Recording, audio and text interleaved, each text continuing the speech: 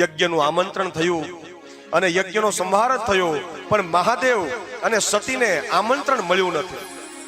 અને ખાસ બધાએ કીધું છે કે બધા દેવતાઓ કૈલાસ થઈને આવજો, બીજે ક્યાંયથી ના આવતા. આ બાજુ ભગવાન શિવ અને માં સતીમાં કથા શ્રવણ કરતા હોય છે. એ અમર કથા તમે જોશો, અમરનાથ, કૈલાસ, એ આખો ભાગ હિમાલયનો. હવે સ્ત્રીઓનો સ્વભાવ હોય, ઉપરથી જતો હોય વિમાન, પણ સતીમાં બોલતા નથી, પણ નજર જાય છે કે આટલા બધા વિમાનો ક્યાંથી નીકળે છે. તમે કોઈ બી સ્ત્રીને હાથમાં કાગળિયું આપી દેશો તોય વિચાર કરશે કે આ શું લખ્યું હશે, આમાં શું હશે. આ બધા ક્યાં જાય છે? મહાદેવ હજી વાત ઉડાડે કહે છે કે તમે કથામાં સતી ધ્યાન આપો. પણ વારે વારે વિમાન ત્યાંથી નીકળતા વધારે ધ્યાન જતા શિવને પૂછે છે કે મહાદેવ આ ક્યાં જાય છે? ત્યારે મહાદેવ કહે છે કે સતી, તમારે પિતાને ત્યાં આમંત્રણ છે. આ દેવતાઓનું એટલે ત્યાં જાય છે, પણ તમને આપણને આમંત્રણ દીધું નથી. એ દીકરીએ સાંભળ્યું તો શું થયું હશે કે મારા બાપના ઘરે મને આમંત્રણ નથી.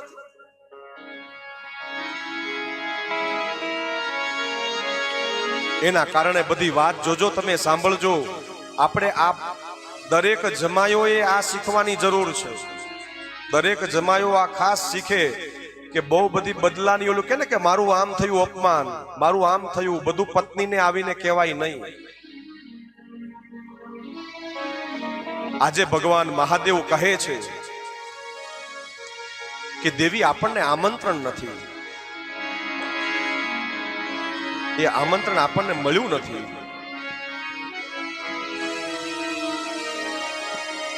સતી વિચાર કરે કે આવું બન્યું શું કામ? બાપના ઘરે થોડી મારે આમંત્રણની જમન હોય, જરૂર ન હોય. બાપના ઘરે, ગુરુના ઘરે, બ્રાહ્મણના ઘરે કોઈ આમંત્રણની જરૂર ન હોય. ગૌસ્વામી તુલસીદાસજી કહે છે, પિતા ભવન જવા ગઈ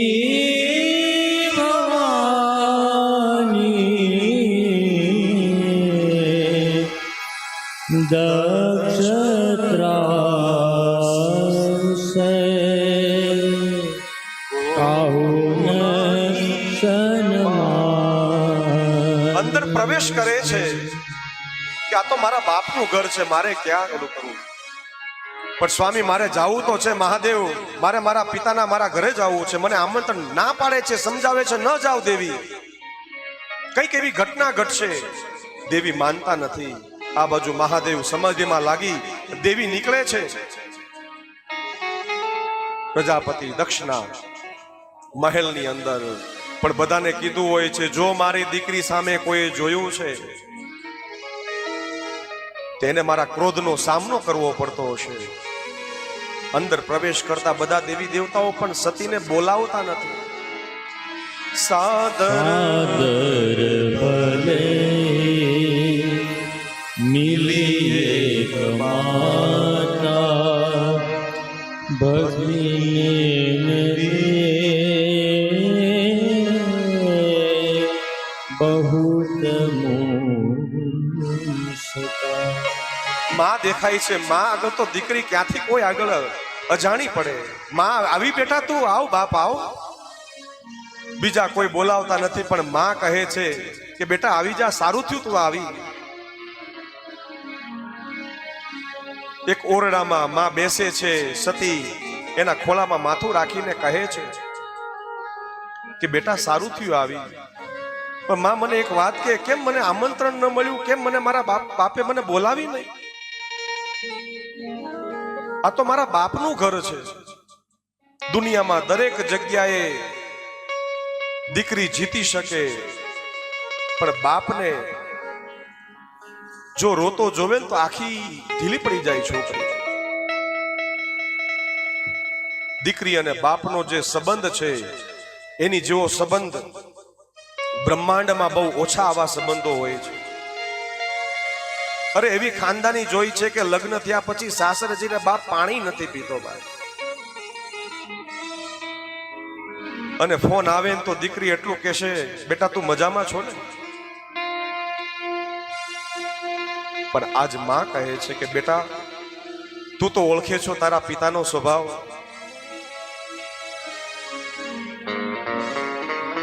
સાદર ભલે મિલી એક માતા ભગિની મિલે बहुत मुस्काता. બેટા પ્રજાપતિનું સ્થાન છે સમજીએ છીએ, પણ બેટા તું સમજ, સારું થયું આવી ચાલતું દર્શન તો કર. યજ્ઞ ચાલુ છે, સ્વાહાકારોના યજ્ઞના અવાજ આવે છે. ઓમ બ્રહ્મણે સ્વાહા, ઓમ વિષ્ણવે સ્વાહા, ઓમ શક્તિએ સ્વાહા.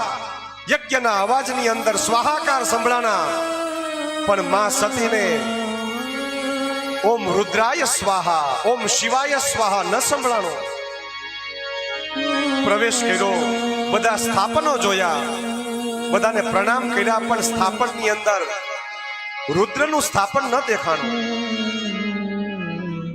સતીને થયું કે આજે મને એવું લાગે છે હું કોઈક એવા બીજાના ઘરે આવી ગઈ છું. મારો સ્વામી, મારો રુદ્ર, મારો મહાદેવ. પત્ની બધું સહન કરી શકે, પણ એના પતિનું અપમાન.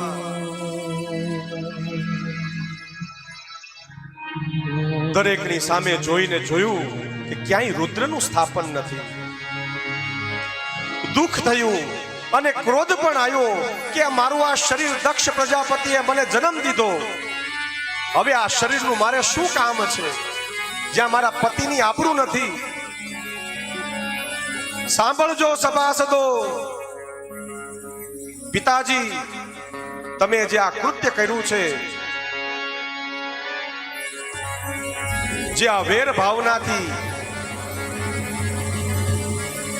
આજ મારા પતિનું અપમાન હું સહન નહીં કરી શકું, કારણ કે તમારા દ્વારા મારો જન્મ થયો છે. આ તો મહાદેવ છે. પગના અંગૂઠાથી અગ્નિ પ્રજ્વલિત કરી અને માં કહે છે કે અહીંયા જેટલા બેઠેલા જે દેવતાઓ છે એ બધાને શ્રાપ આપું છું કે આનું પરિણામ યોગ્ય નહીં થાય, આનું પરિણામ યોગ્ય નહીં આવે. માં આટલું બોલી આજ કનખલની અંદર દક્ષેશ્વર ઘાટમાં, દક્ષેશ્વર મહાદેવ મંદિરની અંદર માતાજી અંદર સ્વાહાકાર થઈ જાય.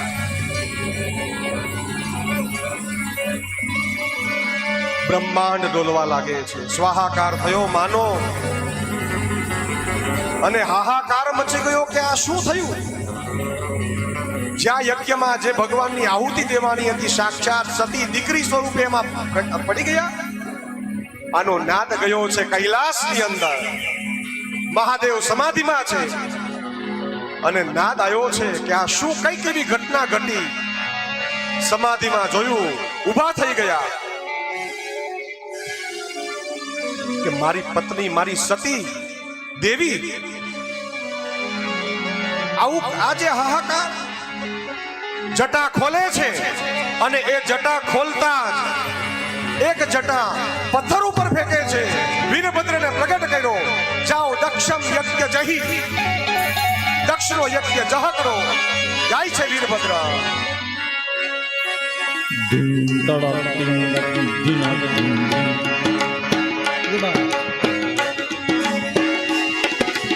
ઓમ નમઃ શિવાય, ઓમ નમઃ શિવાય, ઓમ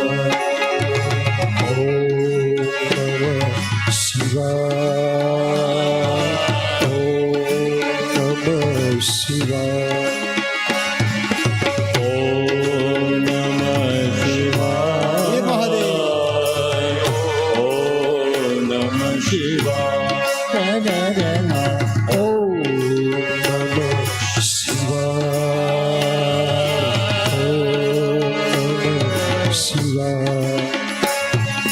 કે ગણભૂત ભયંકર ભૂતળ નાથ દંતર તૈન કથે પણ કેતળય સ્વયંવર બાધાય બંકર ગાજત જંગર પાંબતય ડમરુએ ડડંકર ડડંકર ડડંકર ડમરુએ ડડંકર બાજ કંકર શંકર તે કૈલાસ સરે મહેધર મોદ દરી પશુપાત આમ પ્રજાલન નાચ કર આમ પ્રજાલન નાચ ઓમ નમઃ શિવાય ઓમ નમઃ શિવાય ઓમ નમઃ શિવાય ઓમ નમઃ શિવાય હડડમ હડડમ બ્રહ્માંડ હલે ડડડમ ડડડા કર ડાક બજે જડડમ દગજવાલ કરાલ જરે સદરમ ધડડમ ગણ સાજ સજે કડકે ધરણી કડડમ કડડમ હડડમ હડડમ જનાત હરે પરમેશ્વર મોદગ પશુપાલન કામ પ્રજાલન નાચ કરે જીર કામ પ્રજાલન નાચ કરે ઓમ નમઃ શિવાય ઓમ નમઃ શિવાય શિવાય ઓમ નમઃ શિવાય ઓમ નમઃ શિવાય આઈ રૂલ્લો એઓ આયો આયોરાટ લણ યમણમ જપય ગણદાસ જપ ગણદાસ આફા છા ઠા ઠા ઠ તવ કપાઈ સગદાર હલ માહેશ્વરાણી સુતરાણી હડતાળ હડતાળ મૃદંગ ઉહુ કટા કટ ધા કટ ધી કટ નાદ દરા રહદા હદડી કટ વી કટ દો હટ હરંગર ફેર પરઉ ગધડે નડ ધોમ ધડા કટ ધીડી કટ ધા કોલ કૃતાલ દરે પરમેશ્વર મોદ દરી પશુપાલન કામ પ્રજાલન નાદ કરે વીર કામ પ્રજાલન નાદ કરે ઓ નમઃ શિવાય ઓમ નમઃ શિવાય બોલો ઓમ નમઃ શિવાય ઓમ નમઃ શિવાય ત્ર્યંબકમ યજામહે સુગંધિં ઉર્વારુકમેવ બંધના મૃત્યો મોક્ષ્યમામૃતા ઓમ નમઃ શિવાય ઓમ નમઃ શિવાય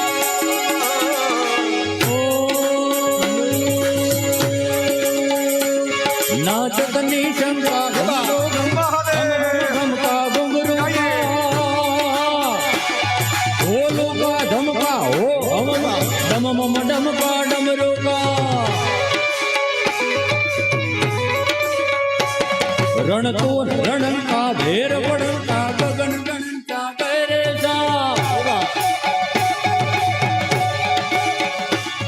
જય દેવ હે જય દેવ જય દેવ વિદેશા હરણ કલેશા મગન હમેશા માહેશા બોલના નમઃ શિવાય ઓમ નમઃ શિવાય ઓમ નમઃ શિવાય ઓમ નમઃ શિવાય તાંડવરો ભટ્ટ દેવ ઘટાન ગુલટ ગુલટ ધારે જા ટાટા દુડવટ દુડ કટ ભે કટ ગેંગટ ભૂ કૈલાસ અગ્રજા તનતાન ત્રિપુર હૃદય કટ દો કટ ભૂલટ ભૂલટ ભૂહ ધરે પરમેશ્વર મોદ ધરી પશુપાલન કામ પ્રજાલન નાચ કરે જીર કામ પ્રજાલન નાચ કરે ઓમ નમઃ શિવાય ઓમ નમઃ શિવાય ઓમ નમઃ શિવાય ઓમ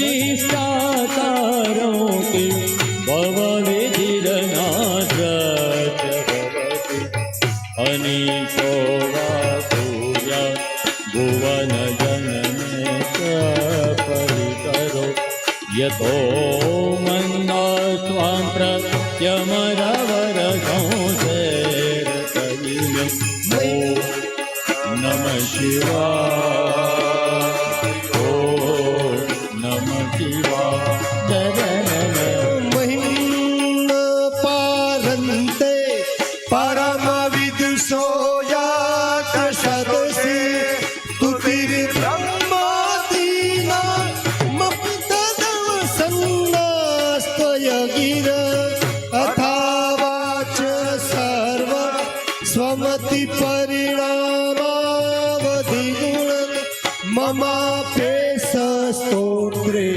હર નિરપવાદે પરિકર નમઃ શિવાય ઓમ નમઃ શિવાય ઓમ નમઃ શિવાય ઓમ નમઃ ઓમ નમઃ કર્પૂર ગૌરમ કરુણાવતારમ સંસાર સારમ ભુજગે સદા વસંતમ હૃદયારવિંદે